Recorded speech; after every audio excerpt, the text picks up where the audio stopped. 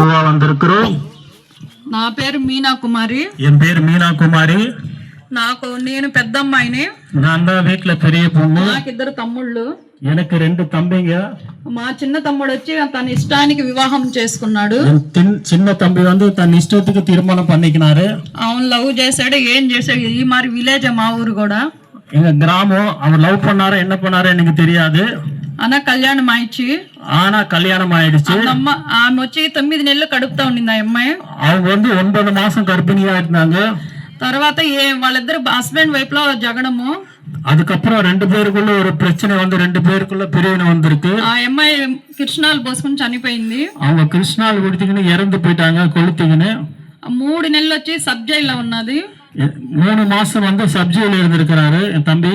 మా అమ్మ మా నాన్న మా తమ్ముడు எங்க அம்மா எங்க அப்பா என் தம்பி ముగ్గురే జైల్లో ఉన్నారు. 3 பேரும் ஜெயில இருந்தாங்க. கிட்டத்தட்ட 3 నెలలు ఉన్నారు. 90 రోజులు ఉన్నారు. கிட்ட 3 மாசம் 90 நாள் அவங்க ஜெயில இருந்தாங்க. ఎవరు వచ్చి చూడలేదు. అన్నం అని ఆకలని ఎవరు పెట్టిన వాళ్ళు కాదు. யாரு வந்து பார்க்கல. சாப்பாடு யாரு சாப்பிடுறியான்னு கூட கேட்கறதுக்கு ஆள் இல்ல. రిమైండ్ లో ఉంచారు 3 నెలలు. 3 மாசம் ரிமைண்ட்ல வச்சிருந்தாங்க.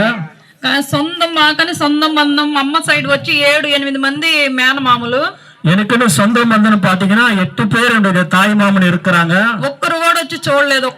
ఒక్కరు గాని వచ్చి జైలుకి వచ్చి చూడలేదు. ஒருத்தர் கூட வந்து ஜெயிலுக்கு வந்து பார்க்கவே இல்ல. లాస్ట్ లో నేను ఒక్కదాన్ని ఆడపిల్లగా ఉండి నేను ఒక్కదాన్ని వాళ్ళ ముగ్గురు కోసం తిరగాల్సి వచ్చింది. கடைசியில நான் ஒரு பெண் பிள்ளையா இருக்கிறதுனால நான் ஒண்டியே அவங்களுக்காக நாங்க சுத்த வேண்டியதா இருந்தது. నేను నా లైఫ్ చూసుకోవాలా, నా పిల్లల్ని చూడాలా, నా పుట్టింటి వాళ్ళ ఫ్యామిలీని చూడాలా. நான் வந்து என்னுடைய ஃபேமிலி பார்க்கணும். அப்புறம் அதுக்கப்புறம் தான் எங்களுடைய பிறந்த வீட்டுக்கு நான் பார்க்கணும். అక్కడ ప్రశ్న ఏంటంటే తల్లిదండ్రులు ఉండుంటే వాళ్ళు తిరుగుంటారు. அங்க என்ன பிரச்சனைனா தாய் தகப்பன் இருந்திருந்தா அவங்க சுத்தி இருப்பாங்க ஜெயிலுக்காக. తల్లి లేదు, తండ్రి లేదు, కనీసం తమ్ముడు లేదు, ముగ్గురు జైల్లో ఉన్నారు. அப்பா இல்ல, அம்மா இல்ல, தம்பி 3 பேருமே ஜெயில தான் இருந்திருக்காங்க. బ్రతుకు ఎట్టుందంటే చూసే వాళ్ళందరికి వేదనగా ఉంది. என்னுடைய வாழ்க்கை எப்படி இருந்ததுன்னா பாக்குறவங்களுக்கு கேலி கிண்டலமா இருந்தது. వీళ్ళకి ఎట్టే జరగాలి, వీళ్ళు ఇలాగే నాశనం అయిపోవాలి, இவங்க இப்படிதான் இருக்கணும், இவங்க இப்படிதான் நாசனமா போயிடணும் அப்படின்னு எல்லாரும் நினைச்சாங்க. దేవుడు వీళ్ళకి సరైన శిక్ష ఇచ్చాడు. கர்த்தர் இவளுக்கு சரியான தண்டனை கொடுத்தாரு அப்படின்னு நினைச்சாங்க. నేను ఒకటే అనుకున్నా, నవ్వే వాళ్ళని నవ్వుకొని ఏడ్చే వాళ్ళని ఏడవని. நான் ஒன்னே ஒன்னு நினைச்சேன், సిరికిట్టు అయ్యవరు అడుగుతాను. నాకు చిన్న వయసులో నుంచే దేవుని యొక్క భక్తి, గుడికి వెళ్ళటం, నాకు దేవుని మీద భక్తి ఎక్కువ. நான் சின்ன வயசுல இருந்து கர்த்தருக்காக போறது, சபைக்கு போறது, இப்படிப்பட்ட ஒரு எனக்கு வைராகியம் அதிகம். నా కూతురు వచ్చి నా పాపకు వచ్చి అప్పుడు 6 సంవత్సరాలు. என்னுடைய பெண்ணுக்கு வந்து 6 வயசு. அப்போ నేను ఆ అమ్మాయిని సంకన వేసుకుని ఇక్కడ నుంచి అక్కడికి జైలుకి మన అత్తగారి ఇంటికి తిరుగుతా ఉన్నాను. என்னுடைய 6 வயது பெண் மகளை நான் வந்து இடுப்புல போட்டு அங்க வீட்டுக்கு ஜெயிலுக்கு நான் சுத்திக்கினே இருப்பேன். నేను నన్ను చూసి చదువుకున్నట్టు ఉంటాను. నేను చదువుకోలేదు, 4వ క్లాస్ అంతవరకే నేను చదివాను. என்னை பார்த்தா படிச்ச மாதிரி இருக்கும், ஆனா நான் 4வது கிளாஸ் தான் படிச்சிருக்கிறேன். నేనుండేది వచ్చి చెన్నైలో, మా అమ్మ వాళ్ళు ఉండేది వచ్చి ఆంధ్రాలో. நான் இருக்கிறது சென்னையில, எங்க అమ్మ இருக்கிறது ఆంధ్రప్రదేశ్ல. 6 వయసు పాపను పెట్టుకుని ఒక ట్రైన్ ఎక్కని తెలియదు, ఒక టికెట్ కౌంటర్ ఎక్కడ ఉందో తెలియదు, టికెట్ తీని తెలియదు నాకు. எனக்கு 6 வயசு பாப்பா வயசுக்குன்னு ட்ரெயின் ஏற தெரியாது, டிக்கெட் எங்க கொடுக்குறாங்க எங்க வாங்கணும்னு எனக்கு தெரியாது. నా పెళ్ళైనప్పటి నుంచి మా నాన్న ఎమ్మటే తీసుకొచ్చి కూడా పెట్టుకుని తీసుకెళ్తాడు. எனக்கு திருமணம் ஆனதுல இருந்து எங்க அப்பா தான் கூட வச்சுக்கின்னு எல்லாமே அவர் தான் இட்டுன்னு போவாரு என்ன. అప్పుడు నా పరిస్థితి చూసుకోండి, నేను ఎంత అమాయకత్వంగా ఉన్నానని. அப்ப பாருங்க நான் எவ்வளவு ஒரு அப்பாவியா இருந்திருப்பேன்.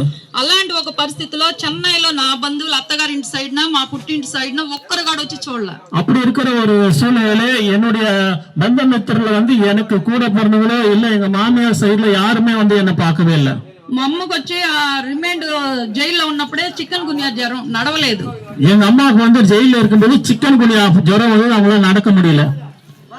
అలాంటి ఒక పరిస్థితుల్లో వచ్చి మా అమ్మని వచ్చి గవర్నమెంట్ హాస్పిటల్ దా తీసుకుని పోవాలి. అప్పుడు அப்படிப்பட்ட ஒரு நிலைமையில எங்க அம்மா வந்து கவர்மெண்ட் ஹாஸ்பிடலுக்கு தான் கொண்டு போகிற நிலைமையில இருந்தது. అందరూ సొంత వాళ్ళు వచ్చి అందరూ ఆపిల్ అరటిగా వచ్చి జైలుకి వచ్చి ఇచ్చి చూసి వెళ్ళేవాళ్ళు. எல்லாருமே வந்து ஒரு பழம் எடுத்துட்டு வந்து ஜெயில வந்து பாப்பாங்க. అందరూ సొంత బంధం వచ్చి చూసి వెళ్ళేవాళ్ళు. అంటే మా అమ్మ మా నాన్న మా తమ్ముడిని ఒక్కళ్ళు కూడా చూసేవాళ్ళు. எல்லாருடைய சொந்த பந்தக்காரங்களா வந்து எல்லா பழமும் எல்லாமே விதவகையான பொருட்கள் கொடுத்து பார்த்து போவாங்க.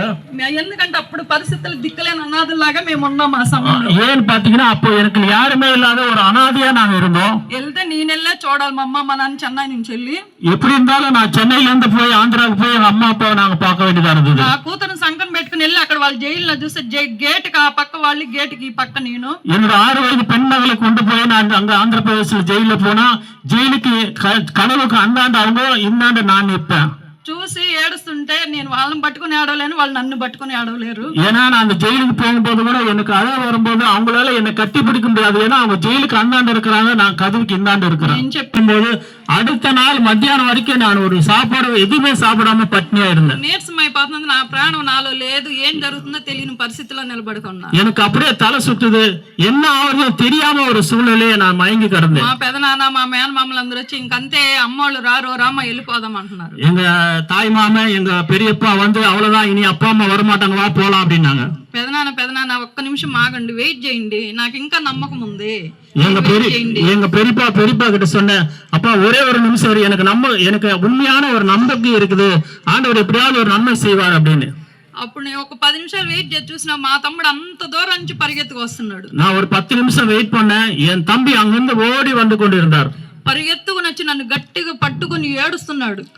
கிட்ட வந்து அங்கிருந்து ஓடி வந்து என்னை கட்டி பிடிச்சு அழுது கொண்டிருந்தார். ఎక్కళ్ళు தேம்பி அழுகுறார். మా అమ్మ మా నాన్న వెనక వస్తున్నారు. எங்க அப்பா எங்க அம்மா பின்னாடியே வந்து கொண்டிருந்தாங்க. ఒకటి మీరు చెప్పి ఆడవండ్రా, ఏం జరిగిందని నేను ఏడుస్తున్నావు పక్క. என்ன நடந்ததுன்னு சொல்லிட்டு அழுகுங்க, எங்களுக்கு ஒண்ணுமே புரியல அப்படின்னாங்க. ఒకవేళ శిక్ష పడిందేమో ల్యాస్ చూసేదానికి వచ్చాడని నేను అనుకుంటున్నా. ஒருவேளை தண்டனை கிடைச்சதா, ஒருவேளை கடைசியா ஒரு வாட்டி என்ன பாத்துட்டு வந்துறீங்களா என்னன்னு புரியல.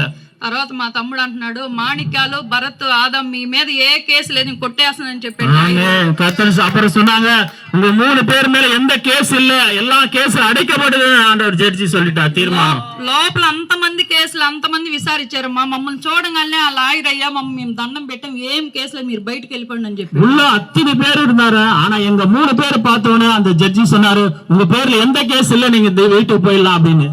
మా అమ్మ మా నాయన ఏడ్చి అయిపోయింది, ఇప్పుడు నేను ఏడుస్తున్నా కూర్చుని.